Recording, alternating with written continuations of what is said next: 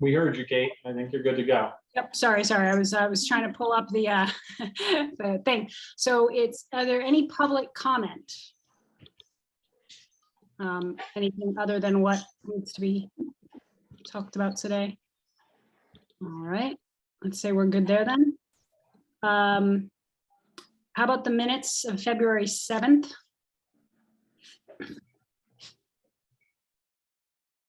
I didn't have any changes. Okay, I did not either. Did any of the other commissioners have any comments? I see a few changes in here. Tell them. But nothing, are we good to vote to approve the minutes as amended? Do I have a motion? I'll move. Do we have a second? Shayla is seconding. Okay, all in favor? Aye. Okay, like everybody. Or Alex, were you abstaining or? Yeah, I was not there, so I'll just abstain. All right. No idea if they're accurate. You're just admitting you didn't watch the YouTube video now. I did watch the recording actually, but I have not compared it to the minutes. Oh, okay, I'm not okay. gonna do that. So YouTube it video looks can like- be summed up as not enough housing. Okay. Looks like we're up to the housing needs assessment. And so I will leave that to who's going to drive that bus. I'll get us started.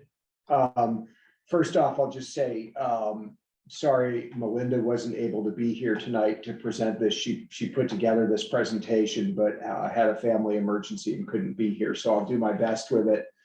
And she and I can look over it later this week and cover any gaps I create. You convey to her that it's a great material. The materials we were presented were wonderful. Absolutely, and I appreciate hearing that. She worked a lot on it and really worked hard to get a whole lot of different information organized in a way that was pretty coherent. And we did get a little bit of useful feedback from the commission on the full-length needs assessment document last time, and we are working on adding those clarifications to it. They're not going to change materially what the needs assessment says or any of the numbers you saw, but just know that that's in process. And I guess while I'm talking about process, I'll just remind folks that we're talking about the needs assessment. We're going to talk a little bit about policy tonight, but we're at a funny time of the year where by the time we start talking to the select board about any potential policy changes, it's going to be a different select board than it is right now because we're straddling town meeting. So I'm working with the town manager a little bit on making sure we get in front of the select board to talk generally about potential policy directions coming out of the planning commission, but understand that they're going to be kind of general and a little bit of a check-in with the new select board before we put a lot of work into the nuts and bolts of what a zoning bylaw change and what some of the other things the town might do are going to be. So we have some time as a planning commission to digest this, think about it, work on it. You don't have to give us total direction tonight. I worked with Melinda to write a new draft growth management chapter that we've linked to on the agenda today, mostly because that's the easiest way for me to think about this stuff, is to just open up the hood and start tinkering with it, not because I think it's perfect or because I think it's exactly what I would recommend the commission adopt. It's just a way to start talking about things. So couple things on your agenda. We did link the PowerPoint from last time, just so that you could have that and review it. I'm not going to go back through that unless somebody wants Emily to share up a slide. We're going to go right into the what happens next presentation, and I'll talk us through that. Please stop me at any moment. We have this and some draft bylaw language, but again, wide open agenda until everybody's ready to be done to talk through this. We don't really have anything else on the agenda tonight. So let's go ahead. The part two, I think we called it. Great. So, last time we reviewed the needs assessment and we talked about the fact that there is a need for more homes in Williston. There's a need for more homes to keep Williston current with the 5-year Building Homes Together goal set by the Regional Planning Commission, which has another couple of years left in it. There's a need for more homes to approach a better balance with the number of jobs that are in town and in the region. And so this presentation is about, what happens next, what happens as the Planning Commission thinks about ways to respond to that. Matt, I have one sort of criticism and one question about the whole thing. And I just realized my criticism falls right on that point. And so is it all right if I say it there? The way it's presented, it sounds as though we should have the same number of houses as the people with jobs in the town. And I just feel like that's not a goal that we've set and not a goal that I would agree to. Granted, there's a big imbalance that we want to get. The words you just used are more where I am, which is we want to get closer. We want to have a little more housing to go with the number of jobs. But the way it comes on those slides, it sounds like we're supposed to balance it. And I feel like that's beyond our goals. And maybe other people don't feel that way, but I just wanted to say that. I agree. I had the same question about it coming out of the last meeting. And it's also a little weird to compare jobs to households because there'll often be more than one job per household. But I think it's this Building Homes Together plan that seems to really have a methodology for a recommended number of housing. And that's kind of where we're targeting, right? Not the number of jobs, but the Building Homes Together plan is sort of where we're starting. So I think when you go into the needs assessment, there's a lot of different ways to try to understand what sort of housing is needed and how much and how quickly, which is another piece of the puzzle here.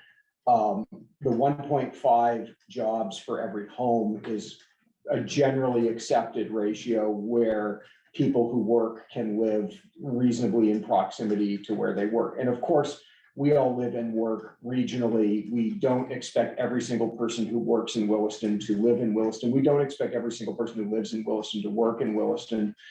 The bigger you create that system boundary, the more you start to say, yeah, we really probably do want most people living and working inside of this boundary. So whether you pick the county boundary or the metropolitan statistical area that takes in the Champlain Islands or something, you might say, I want 95% in here. And we obviously as a town don't have control over all of that. And on top of that, a lot of people work from home. And so this idea that you should live in the town where you work, I live with 2 people who work in Virginia, but live in Williston. So there's a lot of problems to me with the idea of saying there should be a balance. Yeah, keep in mind that the big numbers we're seeing on jobs though are those retail and service jobs, which are physically present jobs here in town. And that when we start to look at when we looked at the median wage that's paid in Williston versus the cost of housing in Williston, that disparity becomes a little bit starker. Now that's the important part.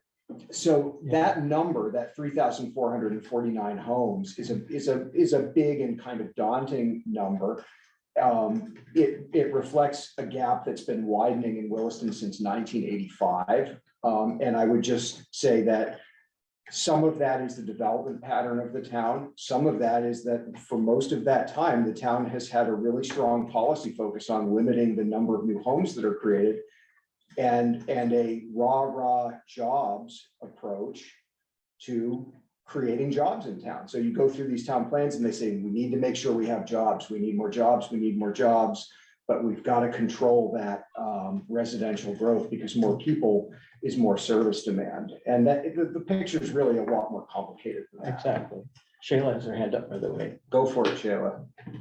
Yeah, I just wanted to say, I think it is decreasing that gap. And I'm sorry, I'm just now repeating what you were saying, but I think really the focus on the types of jobs and the types of housing being so different, that income gap is something that I do think we would want to have a goal of lessening, at least. Note that San Francisco is going through the same debate right now in real time. Like, so if you pay attention to their zoning and planning sort of equivalent, they're having this debate very publicly. I guess they've made the statement that they've added 30 jobs for every unit of housing for 30 years straight. And that's why it's $2 million for a 2-bedroom house. That's why people are flying to their job in San Francisco from Las Vegas. Yeah.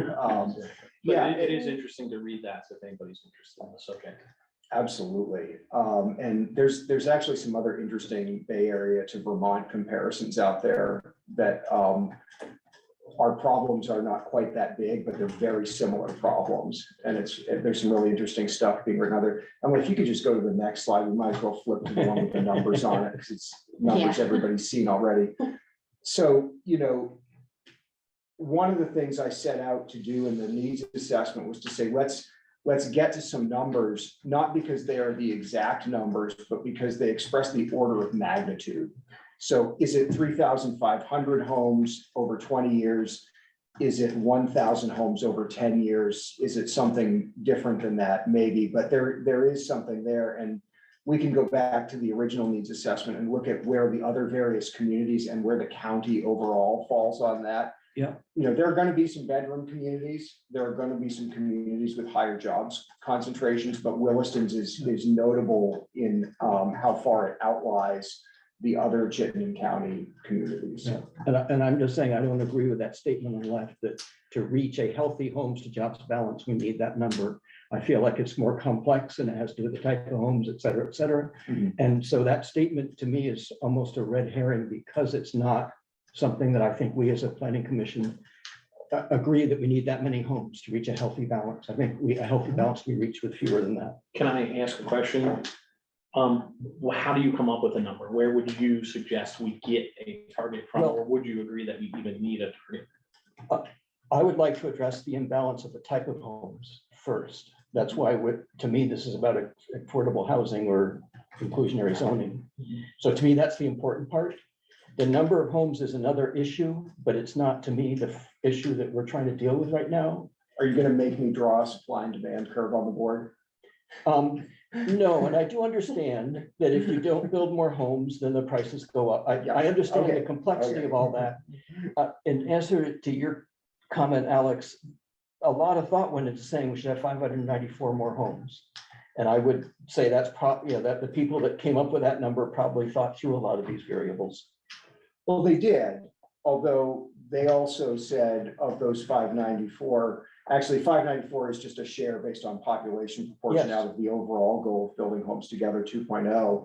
The other thing CCRBC did in that was they said 25% of them should be affordable, but we don't think that's actually enough, but we just decided to say 25%. So I would say, take it with a grain of salt. These are all very rough numbers.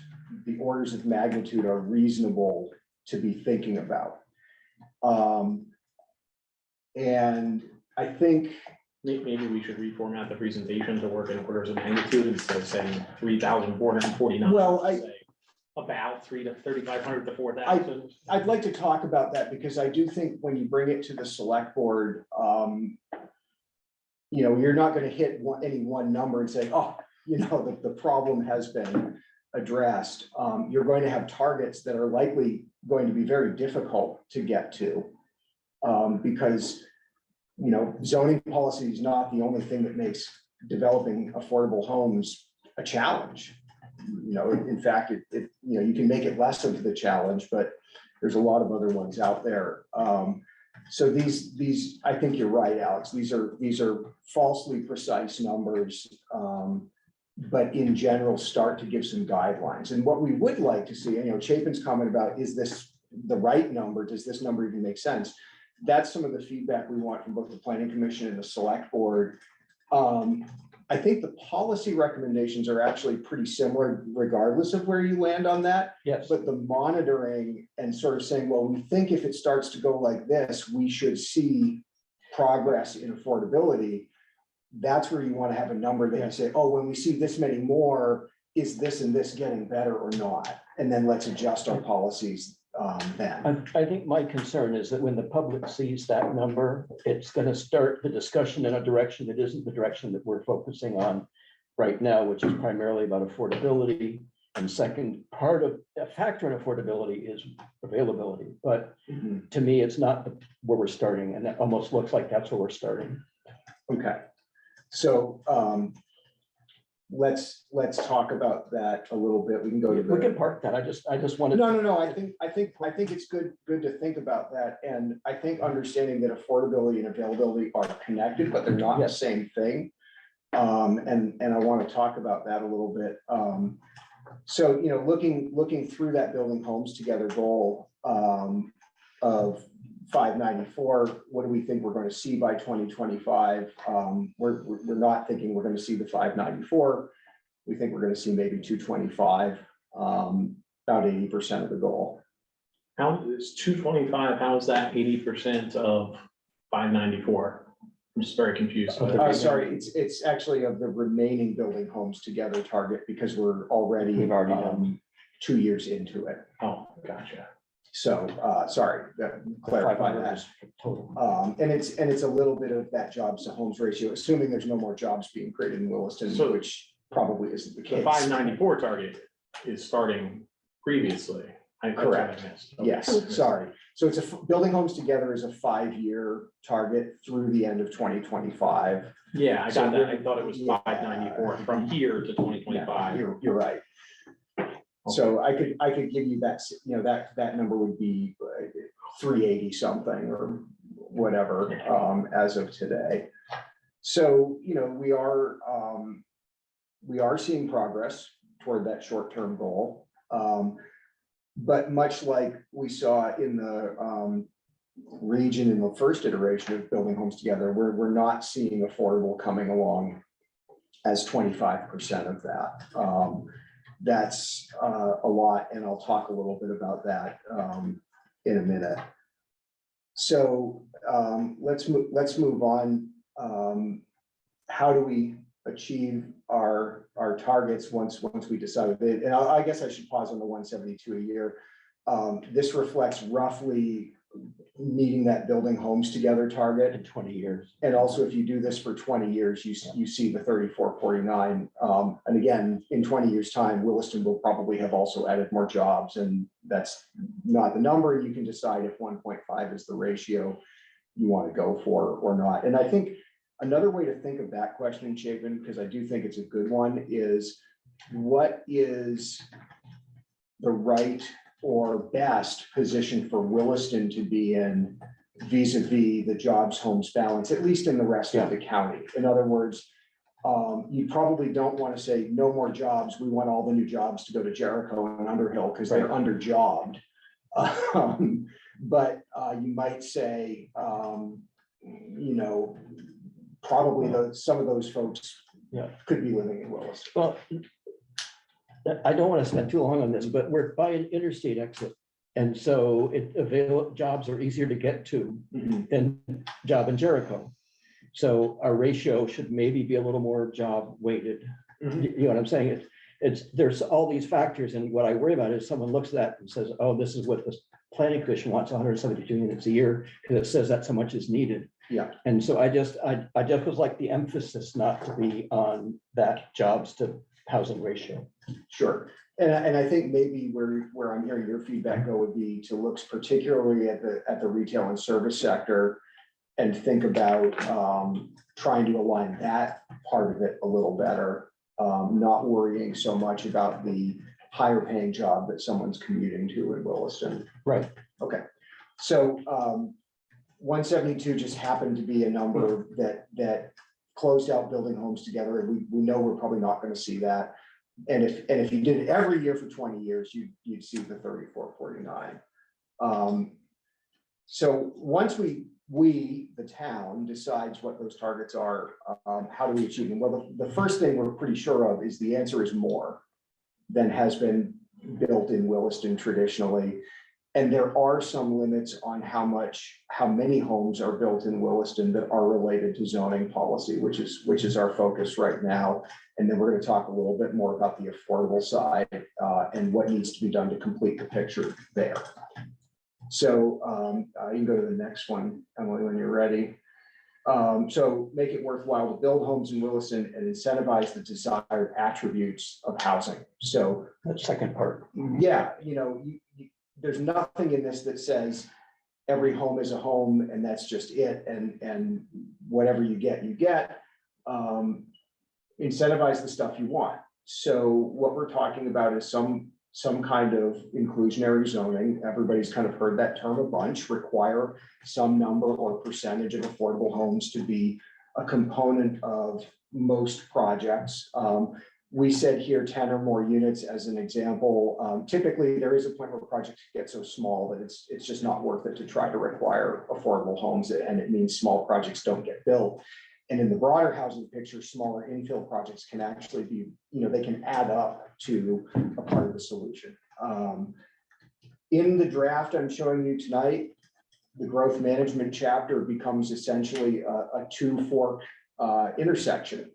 You can either build an inclusionary zoning project, and we'll have to decide what that might be, or you can go through growth management. Obviously, inclusionary zoning means you've got to figure out your profits and how to incorporate those affordable units, but it means a faster permitting timeline. It means a more certain permitting timeline because you remove the competitiveness and the scoring and the limits and all of that. Incentivize what you want.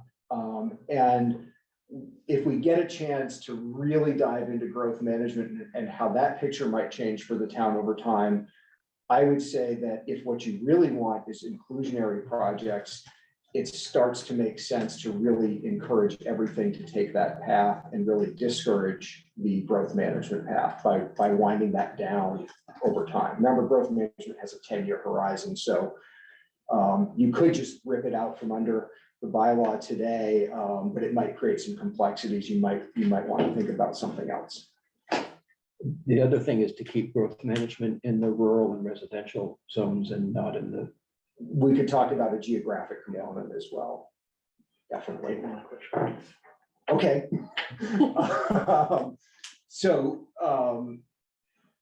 Yeah, there were just two other bullets on that prior slide.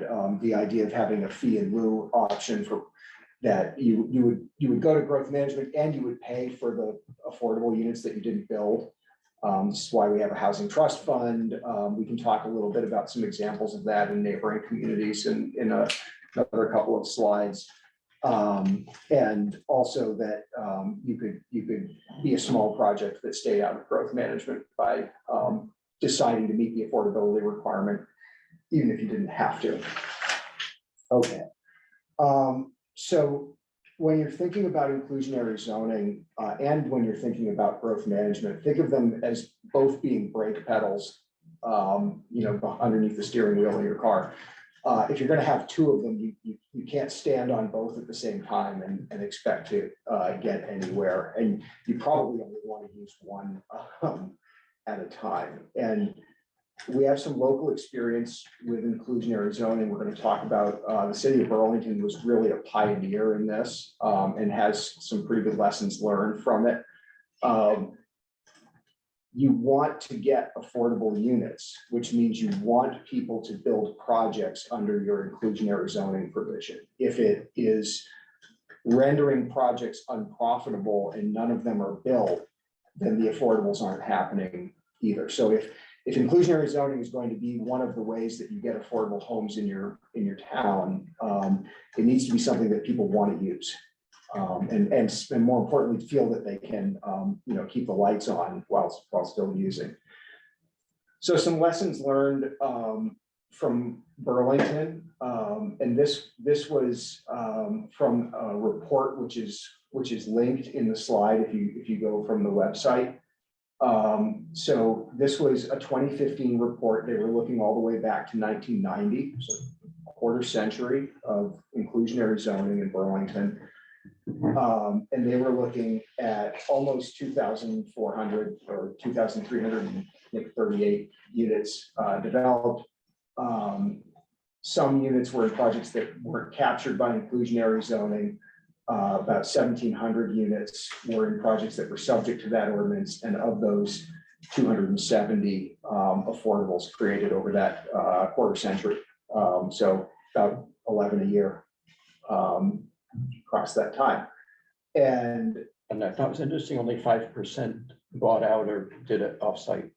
yeah, very, very little use of offsite. And I think we can talk a little bit about sort of why that is and how that works. You can make those buyout programs either really easy to do or really hard to do or really expensive or really inexpensive. But it kind of depends on what your goals are.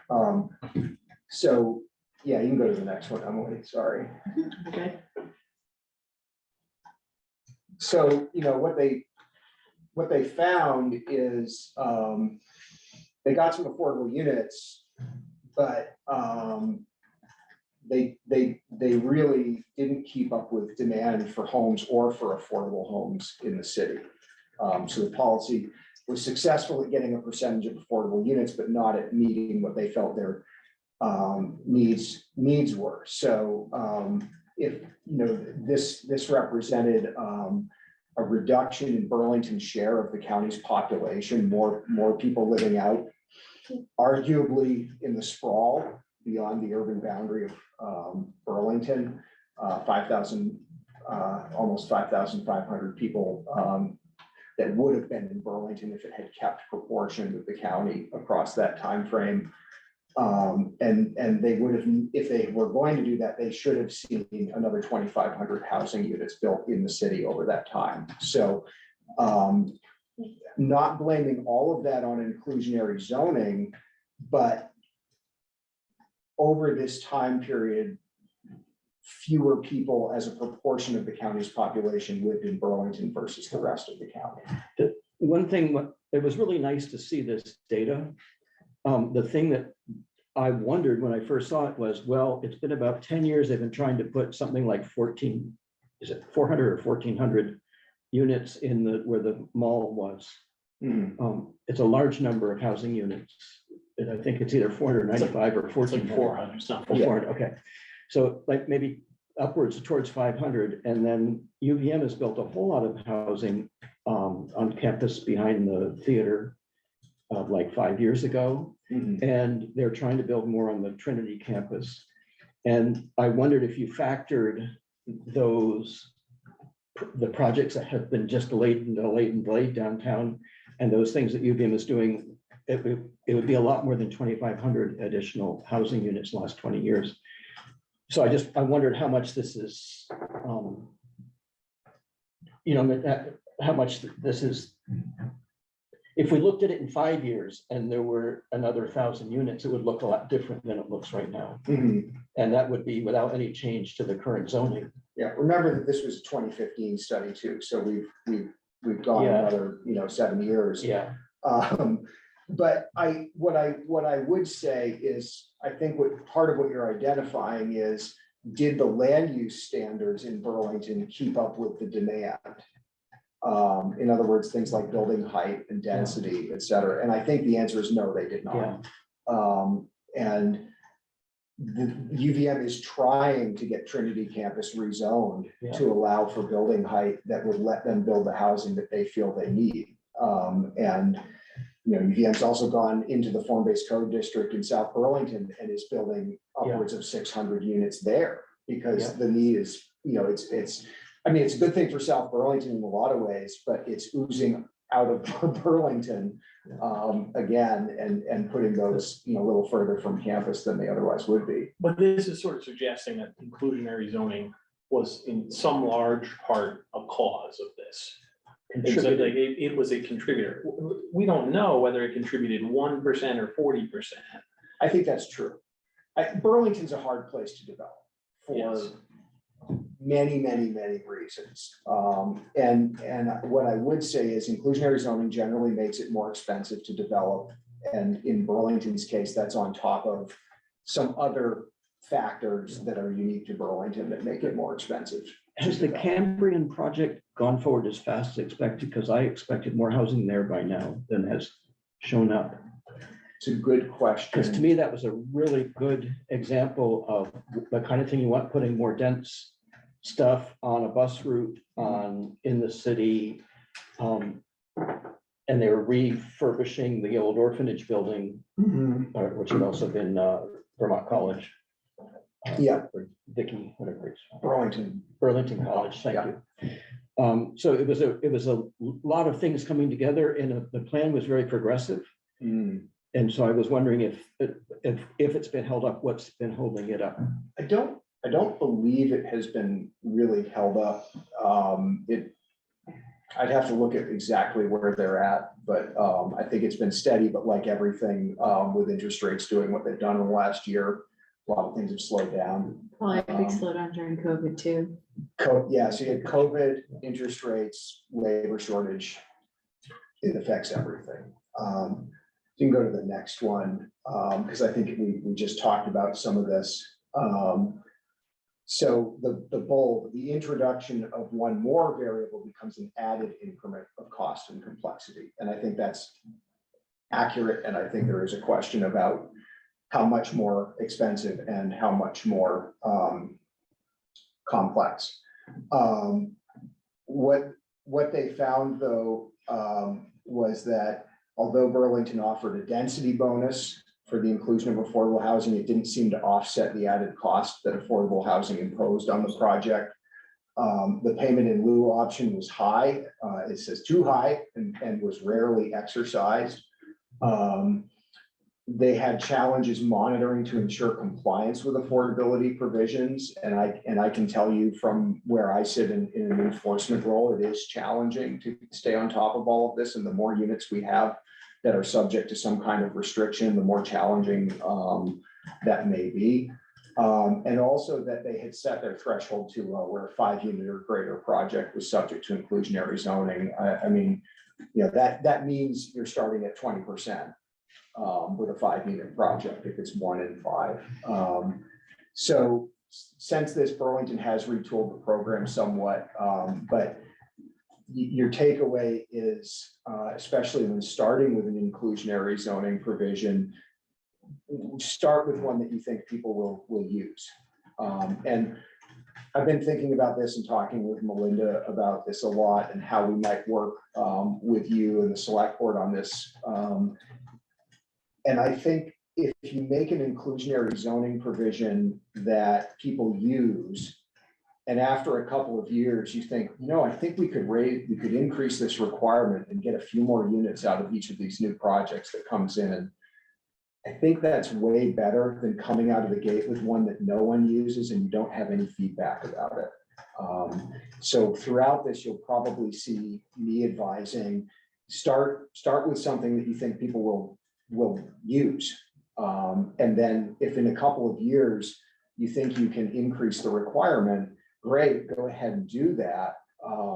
You'll do that armed with some information that you're likely to be successful, rather than waiting for 5 years and going, gosh, nobody's built anything. I wonder what we need to do. So that's just a strategy thing to think about. This is going to be next slide is going to be a tough slide to read. Hopefully folks can look at it at home. But these are some examples of inclusionary zoning provisions in some of our neighboring communities. So I'll just summarize. It was very helpful. Really, yeah, you know, take a look at this, but really briefly, most inclusionary zoning provisions kick in at projects of 10 or 20 units or more. Most require between 10 to 15% of the units be some form of affordable. What kind of affordable? Everything from requiring 65% affordable to people making 65% of the area median income in Burlington, which is a very low limit for affordability, or rather low income limit, up to 120% of area median income for sale products in some of our towns. So 65 to 120. Obviously, the lower the price you require the affordable unit to be, the more the creator of the project needs to try and make that up somewhere else. So it's one of the levers that makes the inclusionary zoning provision more or less difficult for someone to comply with. A lot of communities offset their inclusionary zoning provision by providing some kind of bonus, parking reduction, density bonus, waiver of impact fees or permit fees, expedited permitting or prioritized permitting. All of those are relatively popular. Tax abatement in some cases. So, you know, we're not gonna charge a property tax for some number of years if you build a project like this. All things that, you know, Williston could consider incorporating. Tax abatement would go beyond zoning, but the various bonuses might help in some cases. I would say our most likely place to create lots of new homes is Taft Corners, where we don't have a density limit. So the bonuses might need to be something else, and a little more nuanced in the form-based code. Some communities offer the opportunity for someone to buy out, to pay in lieu. Some don't. It tends to be complicated. It's hard to come up with the right number. Ideally, you're having somebody pay you enough money for that affordable unit they're not building that you can give it to somebody else to subsidize them in creating an affordable unit. Yeah, Alex. All right, we're looking at a comparison of a bunch of towns very close to us. One of which we just reviewed and said it didn't work. So I don't even know why we're looking at Burlington if it didn't work, except to say like this is a bad example. Are there examples of inclusionary zoning that has worked in towns our size beyond Chittenden County, Vermont, that we could lean on as opposed to comparing ourselves to these examples where I don't know if any of these were effective? I'm going to tell you that when you go out and look for broader studies of inclusionary zoning, like, you know, peer-reviewed academic, big surveys, a lot of people don't think it works very well at all. Then why are we talking about it? Why is the center of this discussion it if it doesn't work? Well, I wouldn't say blanket that it doesn't work. I would say that it works to achieve some smaller number of affordable units in situations where the market would not otherwise provide them. Is it the whole solution for affordable housing anywhere? No. Can it be done wrong such that it actually is counterproductive? Yes, and I think that's part of that Burlington example and lesson. And one of the reasons we put it on the comparison table is so you can see some of the differences between it and some of these other communities. But were any of these other communities more successful or at least less unsuccessful than Burlington in your They don't have, opinion? they don't have as long a history. Yeah, I'd just like to know if they work. I mean, I like what South Burlington's getting, even though it's very complex. well, that's what they're requiring, but it's not been in place for very long, Yeah. and they haven't gotten much of anything yet.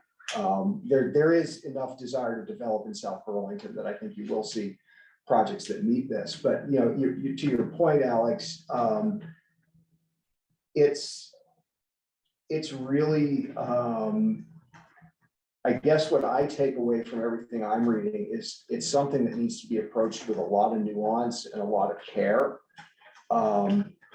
It feels really good to say, we're gonna make those guys, we're gonna make those developers do their fair share on this stuff.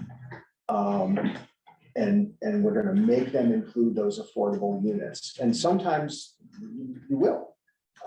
Sure, in a place where demand is enormous, you do it by edict. But what I'm saying is we're a tiny little town in Vermont, moderate sized town in Vermont, probably a better way to put it. But we And I have a just lot of wonder- demand. We have a decent amount of demand, but I'm talking about, you know, San Francisco, right? Like there, you just add it, you force it. The profit margins are so high that people will just have to eat it. Here, it could be like Burlington, we could create a massive drag. I'll put this out as a, if you would give me 1 second, Yeah. Chicken. I'll put this out as a provocative statement only. I would never actually recommend doing something like this. But in small situations, often blunt force is your most effective tool because you get a lot of leverage on a small weight. Mhm. So if we just, let's say, I don't know, got rid of the growth caps entirely, just get rid of it, get rid of growth management. Why don't we have a bigger impact on housing affordability with striking one red pen through one section than this? I don't think so at all. No? I mean, we just talked about supply and demand. I know by constricting the supply, we do raise the average price of a home, but there's a big difference between the average price of a home going from 500 to 600,000 And I just, versus going from 500 to 300,000. 5 units just went on sale in the last 2 weeks in Finney Crossing. Every one of those units has increased in price by more than 70% ask price in 5 years. Like we're not like increasing the cost of housing a little bit by restricting supply. We're increasing it No, dramatically. because that's not because of our zoning. That's happening all around to towns that don't have growth management. That increase in real estate value, there may be some percent of it that's because of growth management in Williston. But I kind of was reacting to Alex because you said a massive drag in Burlington. And Burlington, to me, has been somewhat successful, but not maybe as successful as they want to be. And I did look it up while we were talking, and I sent it to Emily. The negotiations that happened about condominiums, there's a building with X number of condominiums. It's going to cost X number of $1 million. If we sell them all as high-priced units, we get this much. If we make 20 of them affordable, we only get this much. How do we fill the gap, kind of thing? I don't know if you want to look at that, just briefly, just show that what it is, because we could put it in the minutes for us to look at later. But it shows to me the actual workings. That's the Cambrian project there. The building in the foreground is that old orphanage. And all those buildings aren't built right now, just some of them are built. But the Champlain Housing Trust, you can see, was involved in the negotiation. And you see that the agreements took place, purchase price of 30 condominiums of the 6.3 million sales price, is kind of an estimated market value of 8.5 million, is that what it says? So they're reducing value to the developer, but they have negotiated it in this environment of that inclusionary zoning. So to me, this is successful. In other words, they put the pressure on, you got to include units, and then they found ways to fund the difference that may not have been just, hey, the developer has to eat it. Maybe the housing trust is going to come in and help pay for them. To me, it's we're not going to just do one thing and fix the problem. To me, we have to do lots of aspects of it. And so I actually want to look at the neighboring towns and see what seems to be working and talk to them and say that, you know, the CCRPC is doing a good job of communicating with Melinda, you know, what the towns are feeling about and what are they adjusting, just the way we did form-based code based on understanding and deciding what we liked and didn't like in those towns. I feel like that's where we're at with this. Sheila and Megan have their hand raised.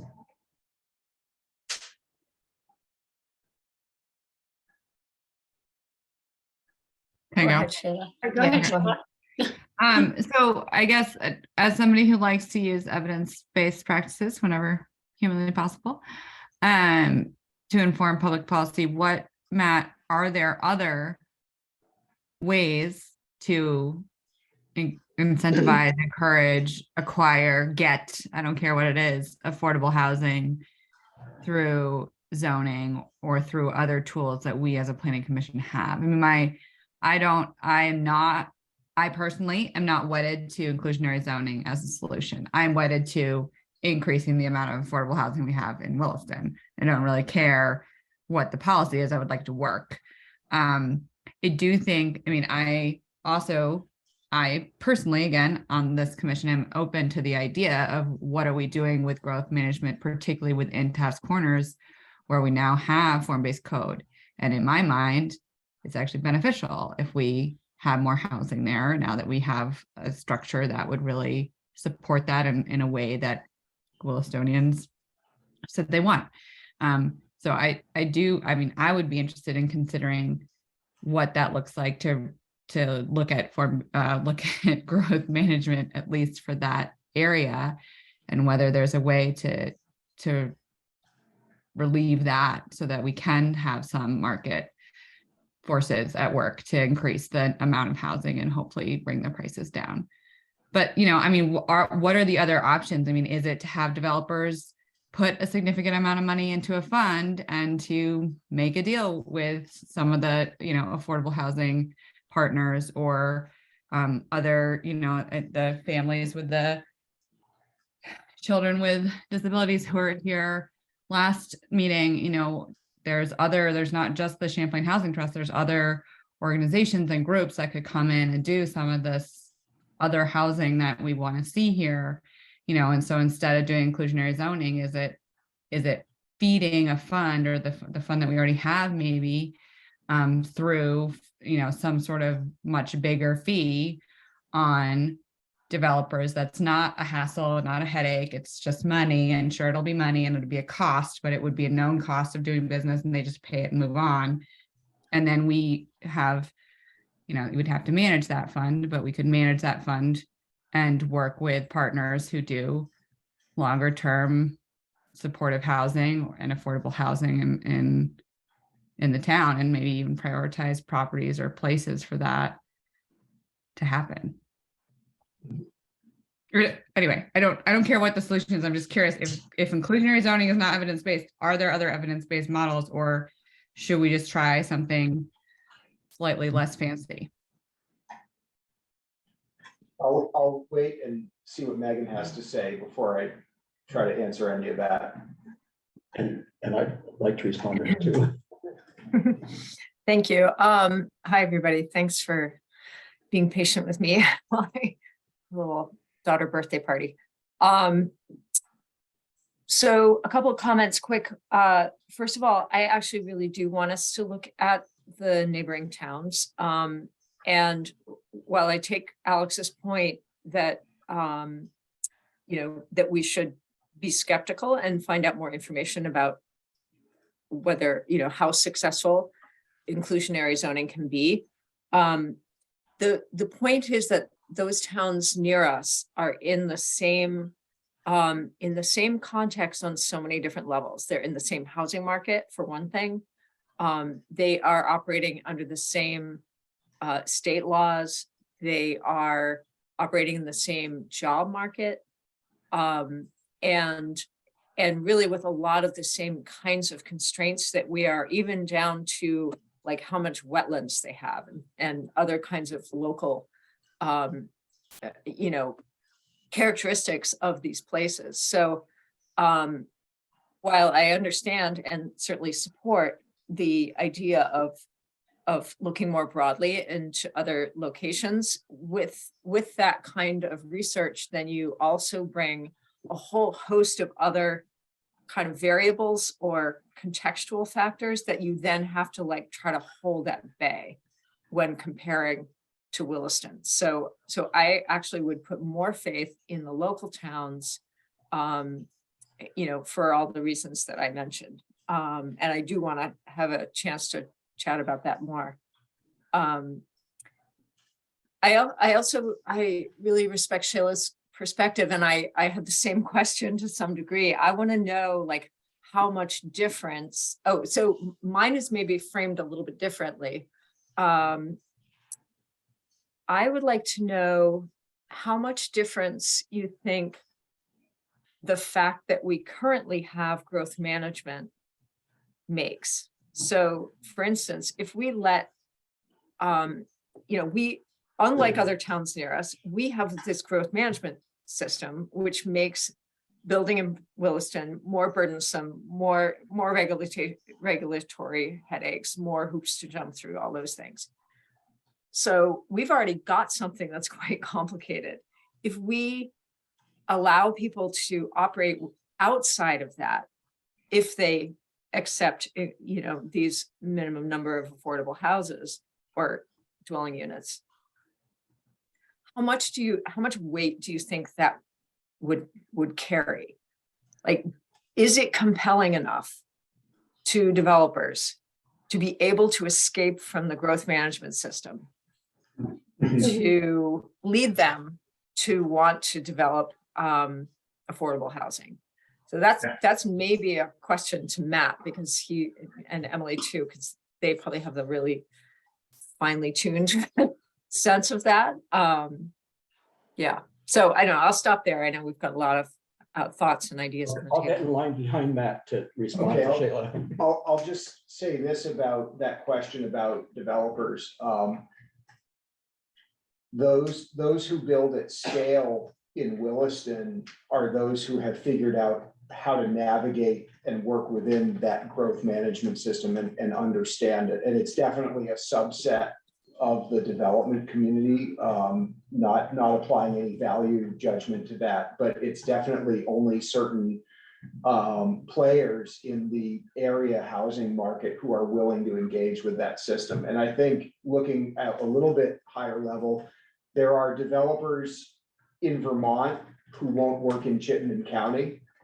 There are developers in Chittenden County who won't work in Williston or maybe South Burlington or Burlington. And there are developers who just won't work in Burlington. And those are sort of, I think, perceived as the tiers of difficulty of the systems that are out there. But we're the only community that has the growth management system. And I think in particular, because anybody who's developing this day and age is going and getting some kind of financing from a bank, when they sit down with someone who's going to write them a construction loan, you know, they have their pro forma and it's all about, I can build a house for this much money. These are my soft costs. These are my labor and materials costs, et cetera. Oh, and by the way, I need to go enter this 18-month system that the town I want to build in has. And I can have a project that 120% complies with every single requirement in this zoning, but I might walk away from this thing that happens once a year in March empty-handed because somebody else might outscore me. I do think there's a drag to that. And I think in placing a value judgment on it, but that there is only a handful of players who are willing to engage in that system means that they're the ones who build most of the new development in town. And a lot of it looks very similar to a lot of the rest of it as a result. You know, and that's not really about whether the homes are affordable or not, but you are getting a result where what's being built is being built by the same, probably fewer than half dozen major players in town. And I wanted to respond to Shayla more, which is that without inclusionary zoning being one component of getting more affordable housing, we don't have a guarantee that it will be distributed around the projects. You wind up getting an affordable housing project that's funded by donations or you know, different organizations. And I don't want this feeling of you have an area of town that is the projects or even a building that's the project. I like the idea of keeping the different affordability levels spread out, and the sample code that's in the documents that were given does that. It says that even within a project, I think that the affordable homes have to be distributed within the geographic area that's being developed to some extent. So I just feel like inclusionary zoning is a component that I want because of wanting large projects to have affordable homes within them and not be exclusively for people who have a lot of money. And I would not like to have projects that are only for affordable being the primary way we get affordable housing.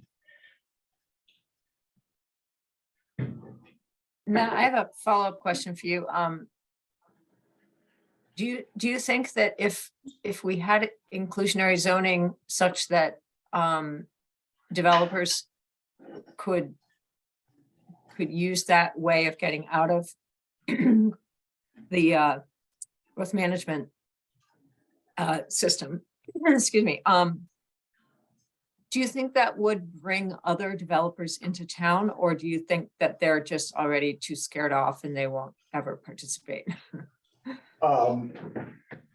I think there are some who probably, you know, most inclusionary zoning looks pretty much like what we've drafted here. Some percentage of the homes in the project need to be affordable at some certain level. Our attorney told us when we showed him the draft covenant for one of our deed restricted projects, he says, yeah, everybody I work for uses this covenant. So there is a greater degree of familiarity with that. I do think that would bring in some variety and some competition. Similarly, you know, hearing Chapin talk about inclusion within a project, and you've all been living the reality of a Williston for the last 15 years, where the bulk of new development has happened in some kind of large master planned project. The Finney crossings and Cottonwood crossings of the world, or seeing the annex come through permitting, or, you know, large residential subdivision in the RCD. And with everything you just did around zoning changes in Taft Corners with the form-based code, you're really very likely between what the code allows for and the reality of the land and development opportunity that's left in that form-based code district, you're going to be seeing a building at a time. One of the things that code successfully did is you don't need to have 20 or 40 acres to come up with a successful and competitive project anymore. And in particular, in our draft, that's why we talked about, you know, units within a building. Because if you're building one building, some of the apartments will be at an affordable rate and some will be at a market rate. And that's kind of the most granular integration you can get. So, you know, the other takeaway from everything we're talking about tonight is I really do believe that what was done with Taft Corners set the stage for a lot of what you're looking at now, and makes it more likely that a greater diversity of different actors might be willing to come into Williston and be interested in meeting its high standards for design and open space and its prescriptiveness around the regulating plan. And yeah, so I've got to have some of my apartments be affordable at some level. I've done that before. I've seen that in other places. We have people building apartment buildings in Williston now who promised an affordable component as part of the growth management system and who are doing it. This just basically takes that affordability component and pulls it out and says, this is so important that if you're willing to do this, we'll take you out of the yearly competition and some of those other things that we incentivize. And also it works better on that per building development regime that we think we're going to see with the new code.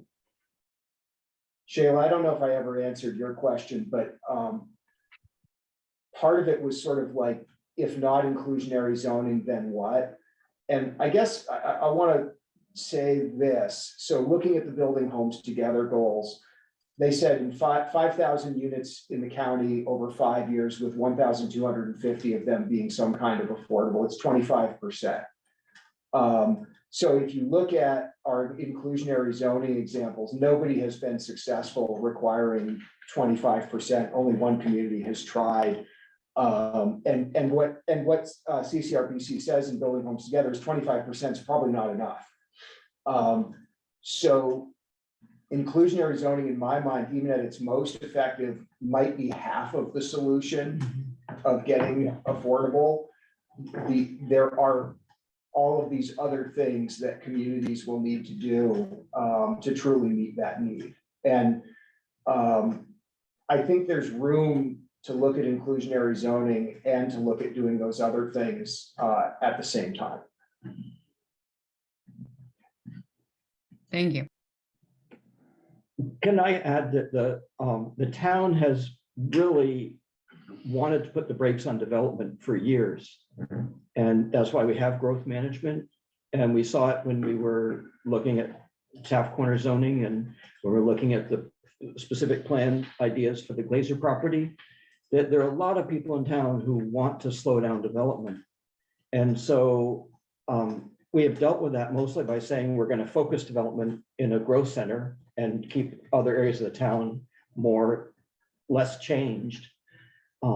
And I think this is saying, and by doing that, we've made the cost of the average home too high for so many people that we want to find a way to. To me, I don't think the town is going to say, yeah, let's build a whole lot more homes. But I think the town will go along with, let's make more of the homes that are getting built be affordable.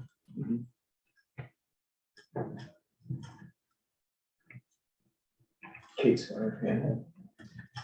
Yeah, no, I just wanted to say that I agree with Chapin on that. And, you know, I was walking the dog and I was talking to one of my neighbors that I talk to often, and I happened to mention the Planning Commission, and she said, "You're on the commission that approved all this development?"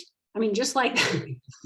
And so I explained to her and, you know, in what we, you know, what we do and all that. But the thing is there's a lot of citizens, Williston residents that, you know, are very cautious about the development. She brought up the whole extra classrooms at ABS. We don't have the capacity at the school already. So it's just something to keep in mind. I agree wholeheartedly with Alex and Chapin with respect to the jobs versus the homes.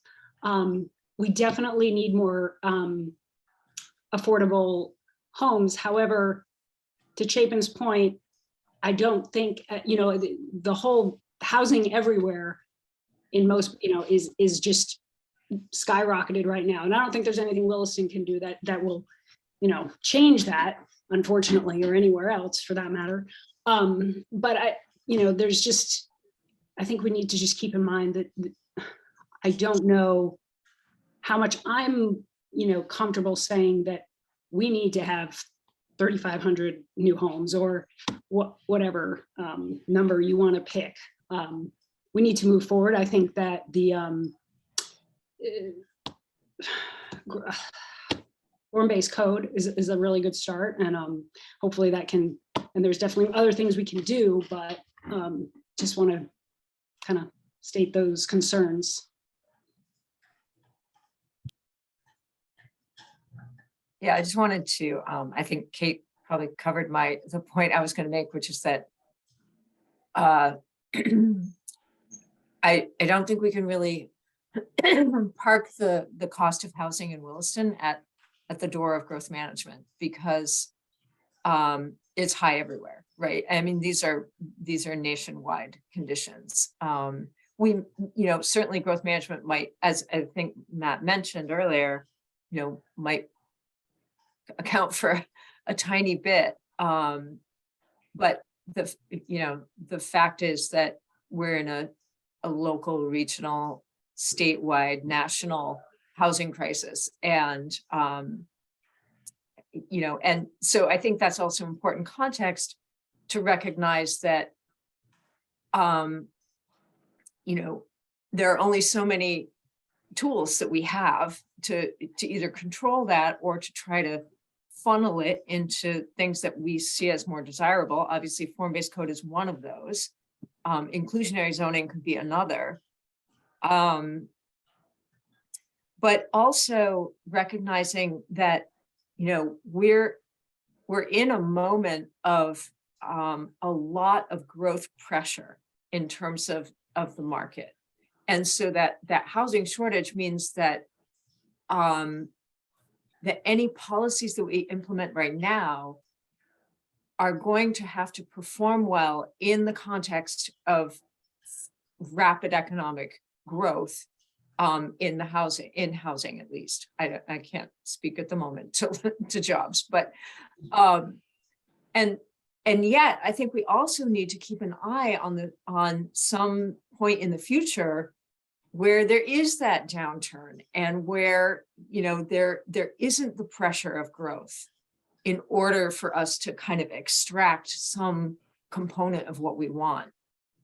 So I do think in all these conversations, it's really helpful if we can keep an eye on kind of these evergreen policies that will help us succeed in, you know, in meeting all kinds of town plan goals in all kinds of economies, right? So, so I hope that, you know, because there are definitely things that we could do in a sort of high pressure growth scenario that might not make sense or might just do nothing at all in a scenario where we're in a recession, for instance, or a downturn like 2008. So anyway, that was just kind of like, you know, recognizing that this is a big picture issue, but also letting that inform all of our decisions, to really pay attention to the fact that we are under a lot of pressure right now. And that may not exist, you know, for even 5 years. Yeah, nothing created more affordable housing than 2008. Yes, and a very affordable office space. Right. Thank goodness I bought my house in 2008. Thank goodness I did, or I never would have one. I know, there's no way I could afford my house anymore. You know, Megan, I think I've thought a lot about this, in particular about the idea of, you know, wanting to talk about loosening the reins on the growth management system in Williston while maintaining my job and not being run out of town on a rail. Because it's a 30+ year tradition to have these numerical limits on the number of homes that are created. And, you know, I think I've told my story before of going to talk to Heinsberg about growth management. There was a coalition of select board members and planning commission members who wanted to understand what we were doing. And I went through the whole thing and the scoring system and the incentives and everything else. And they said, is this only for residential? And I said, well, yeah. And they said, what about commercial? I said, well, we don't limit, we don't have a numerical limit on how much commercial development happens in Williston. And they said, huh. And made me think about that. The truth is, Williston manages growth in a whole lot of ways. It manages growth by having high standards for development. It manages growth by having impact fees. It manages growth by requiring parks and open spaces and playgrounds to be built along with new residential development. In the form-based code, it manages growth by having master planned the entire center of Williston and saying new development needs to fit this pattern that individually no one building will do all of it, but it would come together into something where you've put green spaces on the official map and done those kinds of things. And so one thing to think about that we haven't really approached yet, but it's the same exercise we went through when we talked about growth management reforms 5 years ago, is what do you wish you were getting or feel like you're getting from the growth management system in Williston that could just be made a requirement of new developments? And I think Ken and I put together a little table 5 years ago to sort of talk about that. Emily and I have talked about it a bunch, and it's actually, because growth management involves a point scoring system, it's been a real problem for us because we say, well, this person wants points for paths and trails. Well, they're building the paths and trails that we're requiring on the official map, which means they're merely meeting the bylaw. So we're not supposed to give them any points for paths and trails now. So the town has continued to get more and more articulate about exactly what it wants out of new development. And that's a really good thing. And the town's getting it out of new development. But at the same time, then we're almost penalizing people for doing that and saying, well, now we can't give you points for that because it's not extra anymore.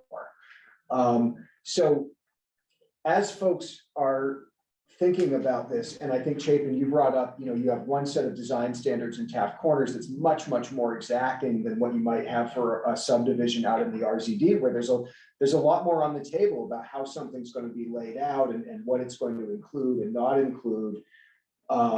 Do you want to think about an inclusionary zoning and growth management chapter in the bylaw that treats those two geographic areas more differently than it treats them today?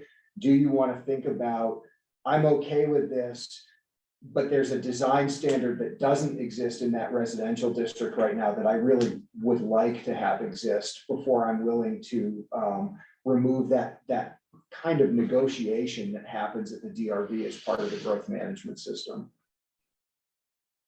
To Kate's point about schools, there are kinds of growth that generate school capacity issues, and there are kinds of residential growth that don't.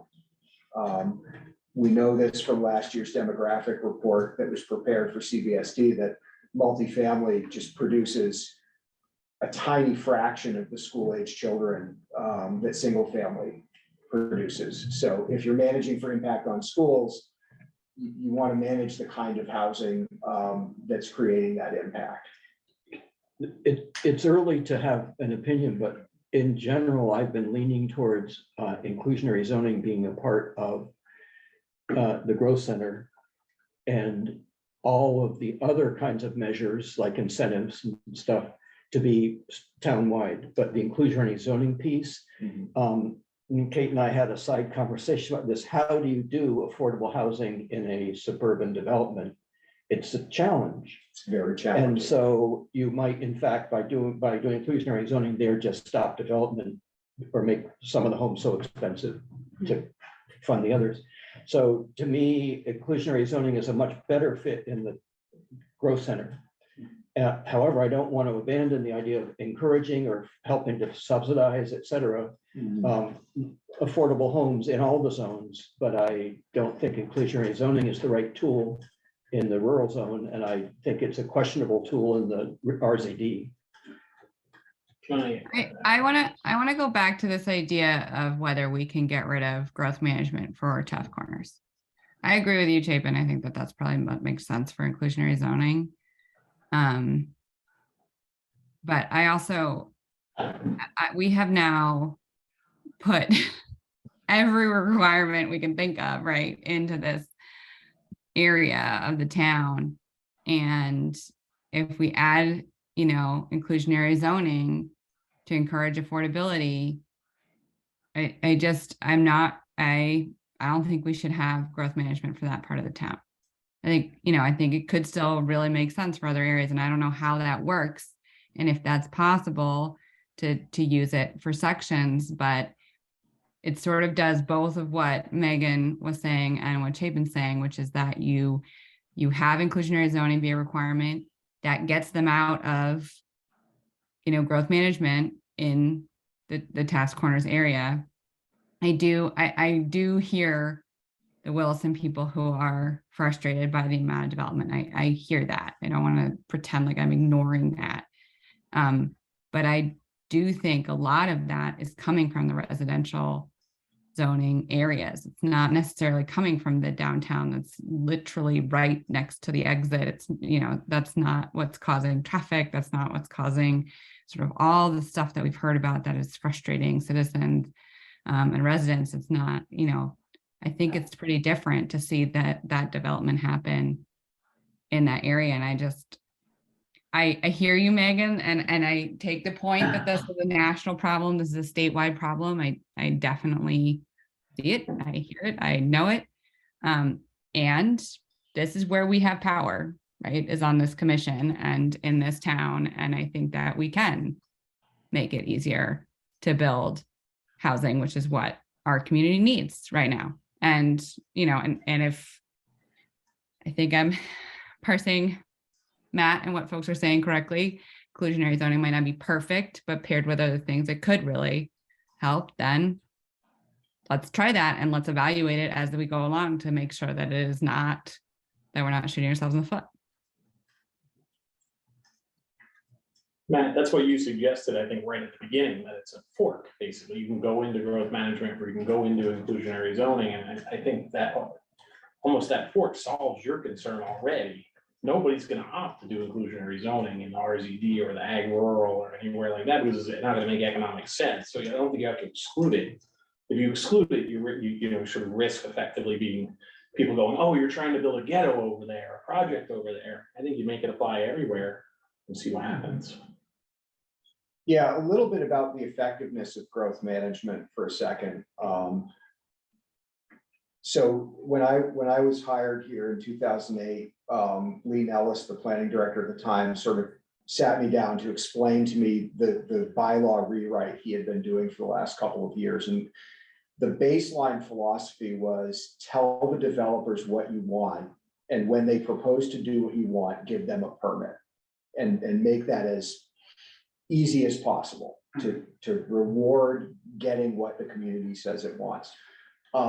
So in the ag rural zoning district, the big ask that we created through interim open space rules in 2005 and then memorialized in the 08 bylaw was that subdivisions of land on parent parcels greater than 10.5 acres had to set aside 75% of their land area as permanently protected open space. And that has happened for every subdivision of that size in Williston since 2005. And we have other things we say we want in that district, and we incentivize them through growth management, and we do this and we do that.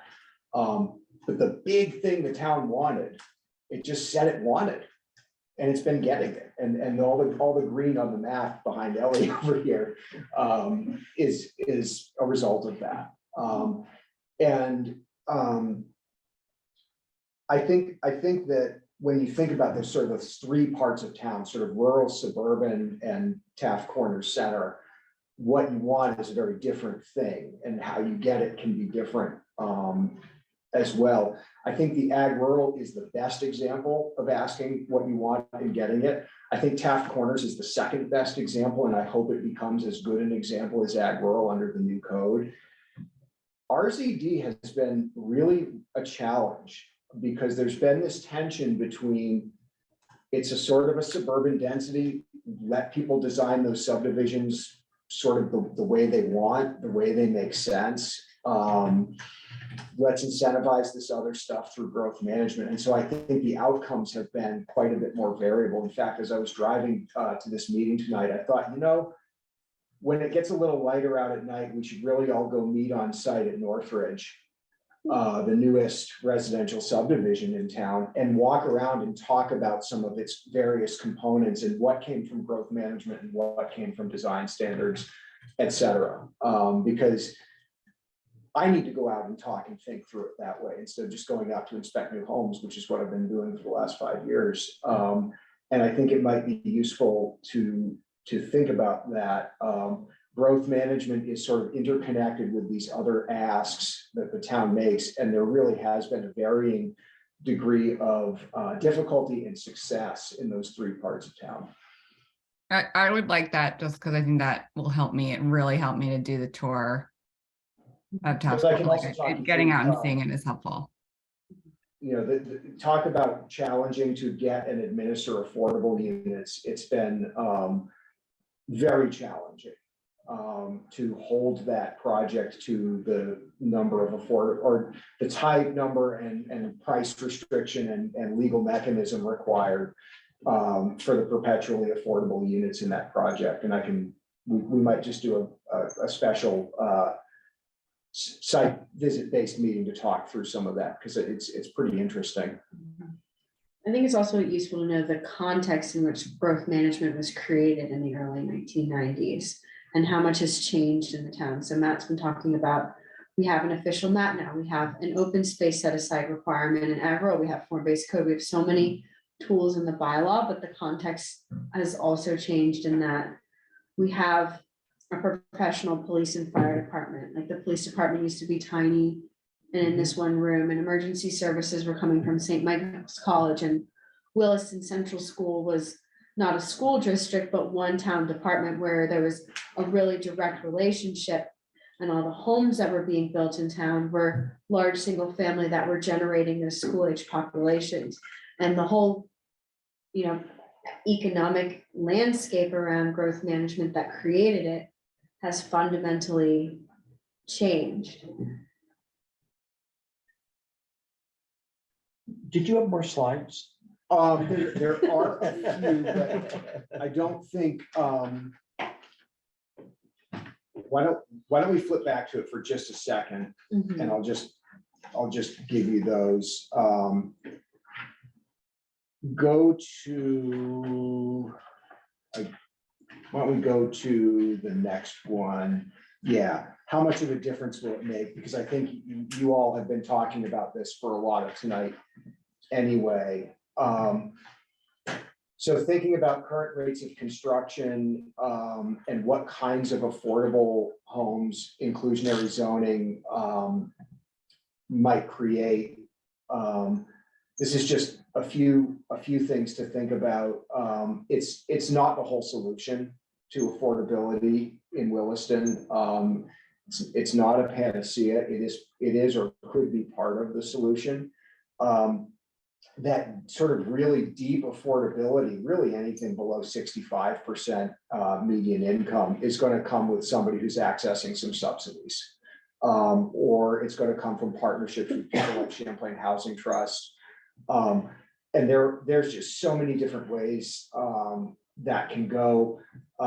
One example we're seeing statewide right now in Maine that has a housing connection is a statewide fund for the purchase and rehabilitation of distressed properties. So communities that have a distressed property in their downtown or village center can use this fund to buy that property to remediate environmental or title issues and then make it available. So a developer goes from saying, oh, I don't want to get involved with that, it's got PCBs in the ground, to, hey, that's a lot in the middle of town I'm willing to buy, and you know, to do what I want to do with it will be relatively simple.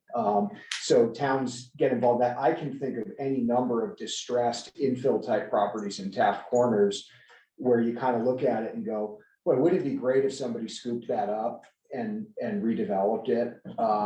Because it's really, you know, I mean, I get emails about them from people say, that property's an eyesore, can't you do something as zoning administrator?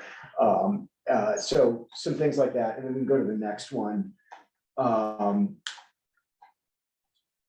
If you get the next, yeah. Take a minute. So this was a quote from the report that came out of Burlington.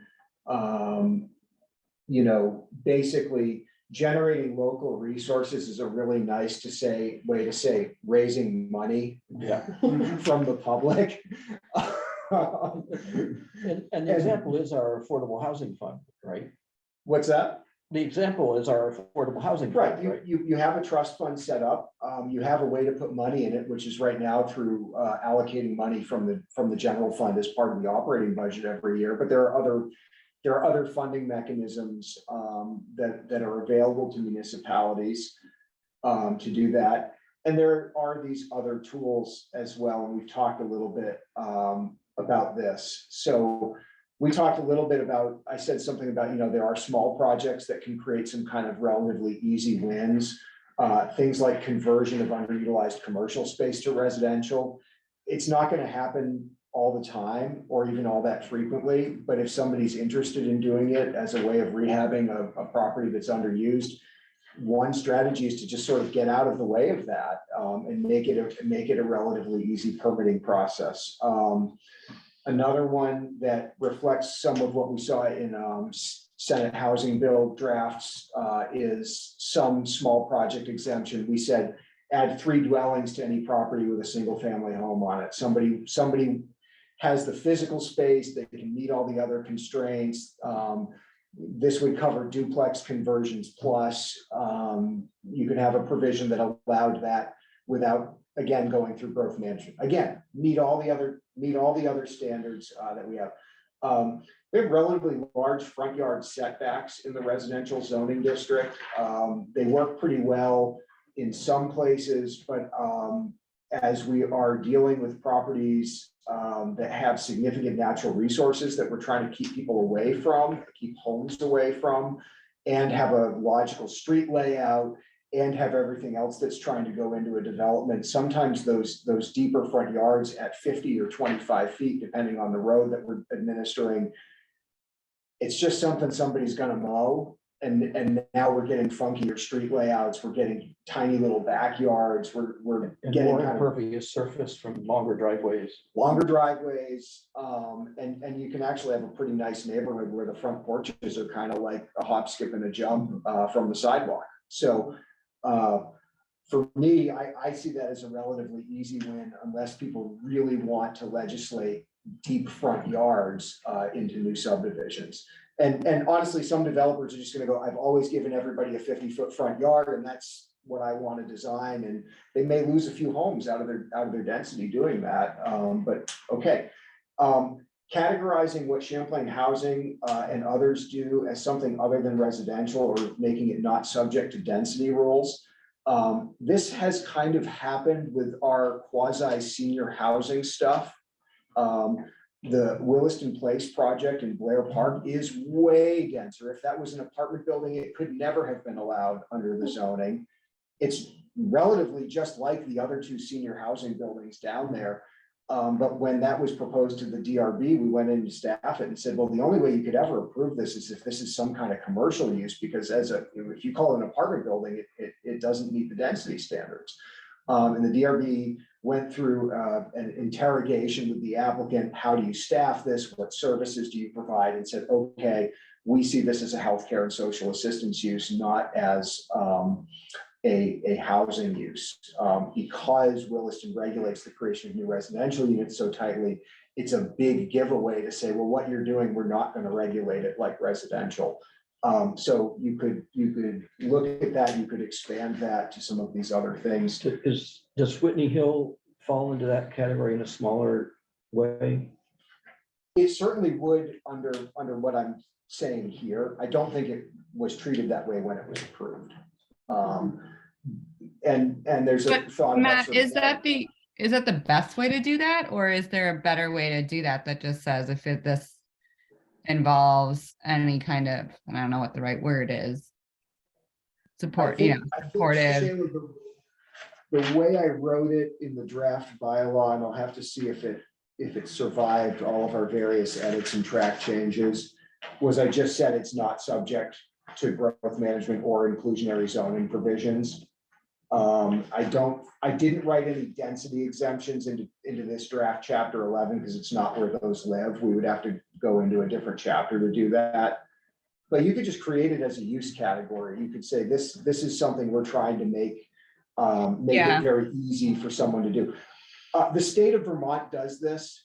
Group homes that serve 6 or fewer residents are required to be treated just like you treat a single family home in Vermont.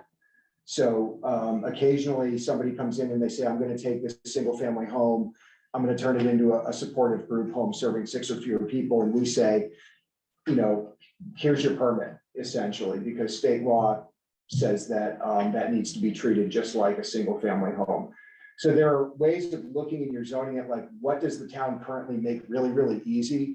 Are there other things that we would like to just say, get treated that way in service of hopefully having more of them? Megan's hand. Yeah, could you go back to slide 13 for a moment? I'm interested in the AMI piece because that's a pretty heavy lift to get to 50 to 80% AMI. What about like 80 to 100%? Or is that like not considered inclusionary enough? So it's more feasible. One thing we talked about, and it's sort of in this draft I created, was to use the state's definition in statute of what is an affordable housing development. And when the state of Vermont defines an affordable housing development, they define it as a development where 20% of the homes will be affordable at 120% AMI if they are for sale, or at 80% AMI if they are for rent. And how the legislature arrived at exactly that, I couldn't tell you. But then if you are definitionally proposing an affordable housing development in Vermont law, you get some benefits in terms of the relative ease of your Act 250 review and a few other things. So my point of that is it might be a different number for ownership versus rental in terms of the relative feasibility of that number. I know talking to one entity who was looking at a Taft Corners form-based code area apartment building. We went over some of the affordability stuff in the growth management system right now, and looking at creating apartments that are affordable at 100% AMI. It was a pretty easy number to hit. The person looked at that number and said, well, that's probably most of what I'd be building anyway. And I thought, well, how about some 80s? Instead of the $2,000 a month 1-bedroom apartment, it's the $1,600 a month 1-bedroom apartment, which is about where 80 hits right now for Williston. And that's because our AMI is so high. Yeah, and that's the median income for the Burlington, South Burlington metropolitan statistical area. So it's basically the collecting area of the greater Burlington employment area, and it's high. Yeah. Okay, so I mean, how does that, I guess, what could we do that might, We have to subsidize. well, no, my question is, like, looking at this slide, it says IZ will not increase the supply of below 50% AMI affordable housing. Well, yeah, I mean, that is a really, really big stretch. That requires like something way more than inclusionary zoning, right? I mean, that's like serious subsidizing and involvement of CHT or other entities. And so I guess my question is, can we do this analysis, but looking at like between 80 and 100% AMI? Like what would, Isn't the that next what- line, Isn't the that what next bullet line two is, Bullet two is saying like, it's not gonna increase the low end, but in the median end, it's also not gonna get us more than 12 units a year. So even in the well, median. that's my question is when it says the second line to produce more than 12, unlikely to produce more than 12 per year, at what level is that talking or was that referring to?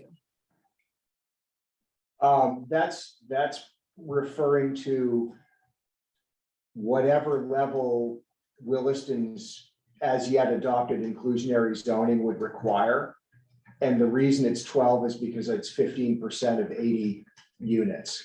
Oh, So okay. we were just looking at, one of the takeaways is if you say, I want 100 units of affordable housing right now, and I'm going to get them by requiring 15% of all units to be affordable. Well, gosh, I need hundreds and hundreds of units to be built to make that happen. So we're trying to keep it realistic in terms of what is going to be palatable to the town in terms of rate of construction of new homes. And I think a lot of that has to do more with quality and design and location and all those other things we've been talking about. But fundamentally, if you need 150 affordable units, but you're not ready to build a total of 1,000 units, you're not going to get 150 units through inclusionary zoning. Mhm. Right. Um, Can we, I mean, just that's for, why I just wonder if it needs to be paired with, I know I'm gonna say fee again, and that's a dirty word, but like a fee or some sort of price that's just the fee that just goes into the fund. And I think you could do some of that. I think the other thing to think about, and we can try to pull some numbers on this because it's how a lot of communities do payment in lieu, is what's the amount of dollars that's necessary to take what would be a market rate unit and turn it into an affordable unit at various levels of affordability. So in other words, if you're designing such a fee, how many market rate units are you hoping to turn into affordable units and at what level? And then how much does that fee need to be, and have you can you do that? I guess someone's got to do the math, is what you're So- saying. And even the Seattle example is sort of hilarious, but in Seattle, affordability has just gotten worse. My $500,000 house in Seattle is now a $2.75 million house. I sold it for $500,000 when I left. And so it hasn't done anything. And can we afford, like, if we taxed every housing unit in Williston, let's say $1,000 a year, what would that generate, right? Like, this is a big number, $1,000 a year, huge number to the average house compared to Seattle here. What's it generate? couple million A bucks. couple million several bucks, million. right? At $100 a year, it basically allows us to build 2 affordable housing units a year. And $122 a year for every taxpayer in Williston, which I guarantee would have a few of us out in the street being chased by a mob. But if we had this tax, we'd get 2 units a year. This is why I'm saying, like, I don't think we should do it as a tax. I'm saying we should levy the fee on the development. So let's just say that we were developing 175 new units a year, which is the target of the total housing. What kind of fee would you have to put on those units to afford to build just one new affordable unit, or 10 affordable units, or 15% affordable units, right? And so my point is just, we don't have. No, but Alex, I think you would have to be doing it with like the Champlain housing. Like, you can't do it alone. You would have to be taking that money, and using it from local match to state match to whatever match, it would not have, you could not do it alone that way. But I'm just saying it's not gonna, I don't think inclusionary zoning by itself, from what I'm seeing, is gonna generate the number of affordable units we need. And the only other way that I know or have heard you can do that is through working with the housing providers to make that happen. And I think to do that, we have to incentivize that somehow. And the only way to do that is get money to do it. And you know, so I hear you, but I don't think that, you know, and I don't want to create, you know, areas of town that are only affordable housing. However, this example that's right on the slide of the Zephyr Place is awesome. You know, it's really cool. And that is dense, affordable housing. Right. And I don't think that's a negative thing. You don't want to build 12 other big units of affordable housing right there around it.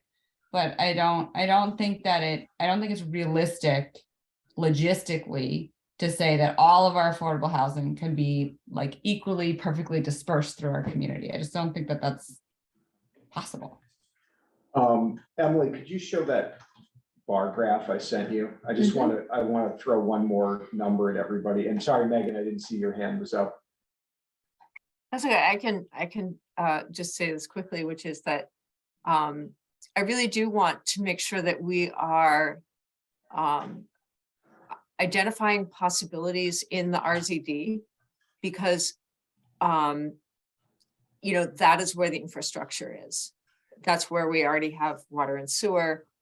That's where we already have proximity to, you know, the job centers of town and the schools and those kinds of things. So, you know, I know obviously we can talk a lot about the growth center, but I also feel like the RZD is really a place where we should be thinking about, you know, okay, it might be trickier for inclusionary zoning, but what other kinds of tools could we launch in a way that we haven't yet? Because it hasn't, like, not much has moved, right? Even though we did make some tweaks years ago. Anyway, so I just wanted to put the RZD back on the table, like make sure that we're paying attention to that, because that is an area that could grow quite a lot.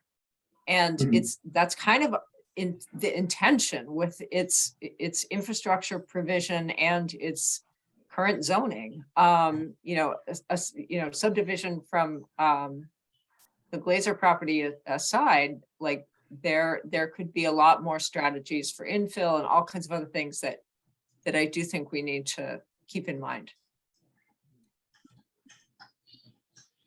Yeah, so, you know, one thing on that, Megan, before I talk about this graph, but it's one of those things that the legislature has kind of taken aim at during this session.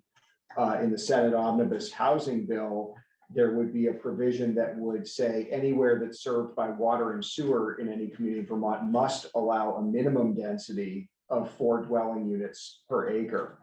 We do have a lot of areas in Chittenden County that are served by water and sewer where the maximum allowed density is quite a bit less than that. In Williston, our RZD allows 3 units per acre after you take all the constrained land away, not, you know, gross acreage. So, And how about the village? well, the village is another place we're looking at reforms. And if the village was a lot bigger, I would physically bigger, I would think there'd be more potential there.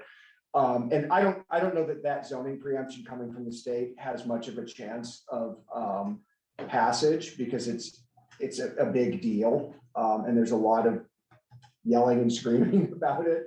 But that's the state legislature kind of looking at the communities that do have the, I don't know, 1 to 5% of the land area of Vermont that has water and sewer, and saying, hey, these are places for housing. But a lot of those communities are saying, well, that's our medium density residential, our low density suburban zone. That's out of character with what we wanted to do with it. So stay tuned. The housing bill is going to be a wild ride once the Senate draft's actually introduced. Anyway, I just wanted to put this up. pulling permit data and looking, we do a quarterly report for the select board. So this is just from the most recent one. And what we're comparing here is number of dwellings created in town by quarter against the average of the 5 prior quarters. So 5 prior years. average of the quarters of the 5 prior years, right? So, you know, there's a little bit of a cycle there. Obviously, we're getting down to where there's a lot of noise because it's such a small number. But this is typically what we've been seeing. So fiscal 18 through 22 covers probably the last 2 years of build out at Finney Crossing and the commencement of building of Cottonwood Crossing, as well as Northridge and units in a handful of other small subdivisions. And it also covers obviously FY 19, 20 COVID year for whatever that did. But honestly, the 10-year averages don't look a whole lot different than this. This is about what Williston sees. And I think to that point, in a town of, 10,100 people and growing, these numbers should be looked at in scale with that.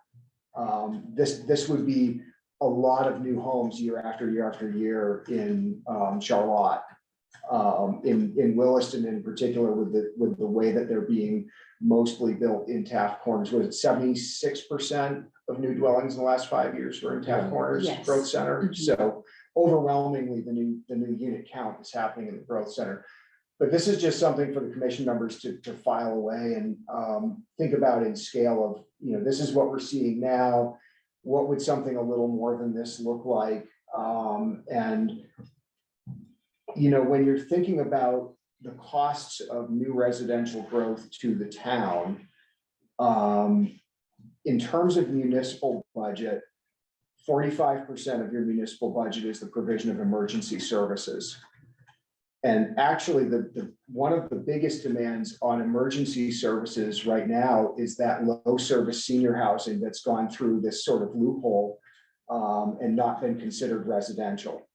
Because it's got a concierge at the front desk, but no medical professionals on staff, which means whenever somebody falls and hits the button, they just dial 911. Really important part of the housing picture, really great piece of housing diversity in Williston, really high demand for services, not controlled by growth management at all. So when you're thinking about the degree of fineness with which you can control all of this, there's things like that just kind of happen by categorization of a use type that kind of monkey with it a little bit. They're also not contributing to the school counts though. They are not. And where you're really seeing, so I don't know if folks saw the CDSD budget and the varying degrees of increase that the various towns in the district are going to experience. Obviously, where you really get hit on schools is when you have to build or expand a facility. And there's some kind of bond for that. And if you're in Burlington, if you're in South Burlington like me, probably if you're in Williston eventually, whether it's an upgrade of an existing facility or something that creates capacity, you're going to see school bonds. And interestingly, if we do add, it's going to be at the district level that it's bonded. It's not Correct. going to affect Williston's taxes. It's going to affect the whole district's taxes. I think it will. And we have some demand. I didn't know that temporary classrooms have been placed in Shelburne for 15 years. I had no idea that they were there. I drove by it every day for years. And I live in South Burlington, where we are doing, I forget, a $6 or an $8 million bond for temporary classrooms, basically to buy the district a couple, 5 to 10 years of breathing room to figure out what it really needs to do. We are talking about modulars going back to Allenbrook School. Remembering that Allenbrook School is a school that the article I have from 2002 says this school was full the day we opened it in 1997. Well, and also So- we've changed our model at that. When it was opened, we are having 4-year lower houses of grades 1 through 4 together. And so we couldn't fit them all there. And so some of them were in central school and some there. Now we're K-2 there exclusively. And it's a whole different system. Yeah, And pre-K was added at some point. yes. So there are some reasons for that, but the connection to new growth and development is not Right. totally linear. Right, that housing report, when it looks at the projections over the 10 years, it's like 145-ish students more. But the difference between the baseline and then adjusted for growth is only like 25 or 30 kids. Right, we gave the demographer last year a projection of 739 new dwelling units in the district over the 10-year period he was looking at. And so he did a business as usual projection, and he did a business as usual plus Williston staff told me about these 739 units. And he came up with a number of students 10 years out that was 24 more students. And a lot of that is because he was he was accounting for the type of development that we had told him was coming, which was largely multifamily, largely in Taft Corners. So where and how and what is built definitely makes a difference. And I think there's a nice alignment in Williston between the kind of homes that are needed on that end of the jobs challenge that you're looking at happen to also be the kind of homes that don't do a whole lot to your school system.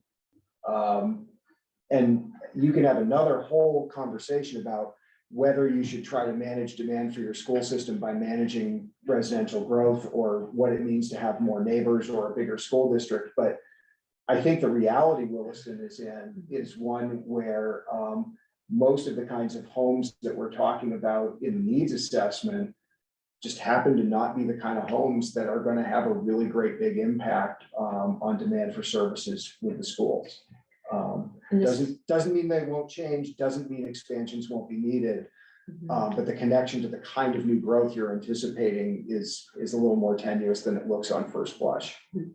And the schools also launched their strategic plan, it was in the paper, and I looked through the survey results that informed that plan. And the biggest challenge identified and biggest metric for success is recruiting and retaining high quality teachers. And it's really hard to do when teachers can't move here. Oh, Kate has her hand up and then I have them. Well, I guess I have a question then. I mean, if we want to create all these housing units that people can't stay in, I mean, I guess if you're talking about older people, that's one thing, but if you're talking about people who are starting out, then they're not going to be able to stay in Williston because then they won't be able to afford the bigger house once they have kids and they'll have to move. I mean, is that going to imbalance things in a different way? I mean, Is that a question for Ellie? Case in point. I think it's a really good question, which is we often see it where communities say, I'd like to plan for a community where people can stay when they age, you know, a community that I can be a senior in. But I think having a goal of a community where people can stay as they move through different phases of life, it's one for the commission to think about. You know, I know my own parents moved from a bigger, more rural house into a smaller, less rural house around, you know, within a few years of retiring. Now there's a family again in the bigger, more rural house that they moved out of. And there is some opportunity in Williston for some cycling that way too. And actually, I'll share around that CVSD demographic report because he talks a little bit about sort of the natural cycling of, you know, people aging in that 4-bedroom home, and then what are the factors that play into when they go to the 2-bedroom home or the condo, and then a new family typically does come into that larger home. So again, the numbers may not be there if you bring thousands and thousands of 2-bedroom apartments into Taft Corners, but that change is going to be really, really incremental.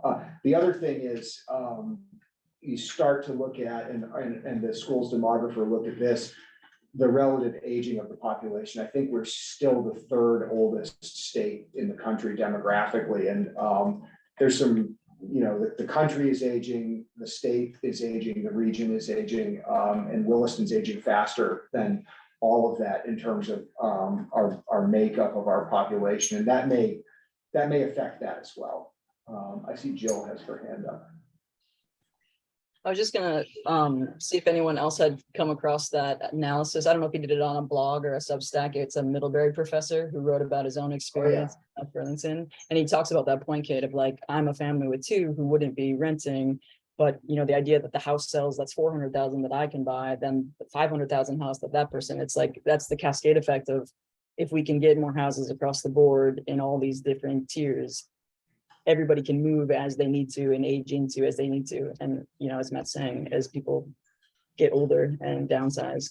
But I thought that was a really interesting analysis he made and kind of going into depth with a lot of the different economic components and other pieces. I didn't see that one. Does anybody have it to send around? Sure. Yes. I'm gonna have to turn into a pumpkin in about 8 minutes, and I just would like to sum a couple of things up from my perspective, which is I really want to do all of the above. And I think we need to find the right balance. We have a lot of work to do to get there, but the materials we were given were really good. And we didn't talk about bonding, but if we want to get some projects going and we need the funding, and we're not going to take some general fund revenue every year, we could bond to support a project that's really important to the town. And I like the other things too about allowing 3 homes on a 1 home lot, allowing loose ADUs. What I saw was missing there was anything about short-term rentals, about Airbnbs. I didn't see that in there in the draft. Well, so I took a look, VHFA has a really nice tool on that. Whole homes that are listed as Airbnbs or VRBO in Williston right now, it's about 25 of them out of about 4,500 homes. Right. So all I wanted to say though, as we look at the whole thing, I want to include all of the components that could help us have more affordable housing. And I would like to make sure we cover short-term rentals in the same process.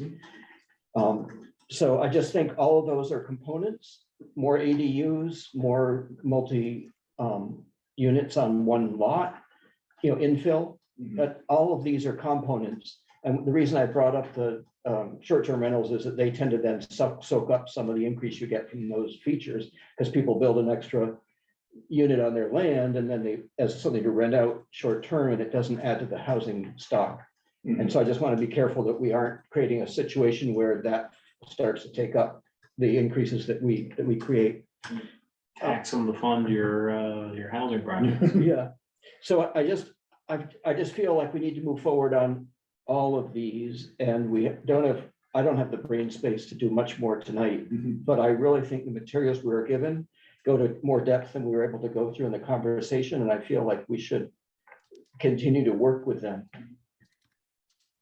Well, I'm sorry, and if I can ask one thing, it would be very helpful for staff to sort of make an example if we're going to have a 75 unit new building in whatever it would be in Taft Corners area. What would be the difference in cost per unit of making them affordable at 80% or 100%? I don't like calling things that are 120% of AMI affordable. I'd like it to be between 80 and 100%. But just to model it, so we have an idea, like if we were to subsidize it or to ask somebody else to subsidize it, how much would it be per unit? And if Emily can include the link that I gave her for the Cambrian project, there's one example of them negotiating exactly on that point. Yeah, we'll follow up to everybody with an email full of links, some of the stuff we talked about tonight. We covered a lot of ground, and I gave you a bylaw draft, but mostly just to say we're thinking about this in those terms. I think what would be helpful for me to have folks thinking about is, do you each think there should be any geographic differences in town in how inclusionary zoning might be applied? What do you think about this sort of fork in the road idea that we've given you where growth management stays, at least for now? But it's sort of set up to encourage most folks to take the inclusionary zoning path. If somebody were to do that, what do you see that you are thinking the town is getting through growth management that you would want it to still get, even if people chose the inclusionary zoning path? And we can kind of talk through some of that. Another example I was thinking about while we're sitting here is the official map that you all worked on and was adopted as part of form-based code is a townwide official map. So we now have a much stronger mechanism to get those paths and trails in the places that the town wants them than we did as of September last year. So that's another one of those things where before it was a growth management incentive, but now it's really like we've master planned it for the whole town, and we're saying this is a requirement of new development. So thinking about that stuff, read through that, think about some of the holes we have in this. I know growth management's complicated. The intent is to mostly say you pick one of those two tracks, and there's some things that are either so small or so desirable that they're exempt from both.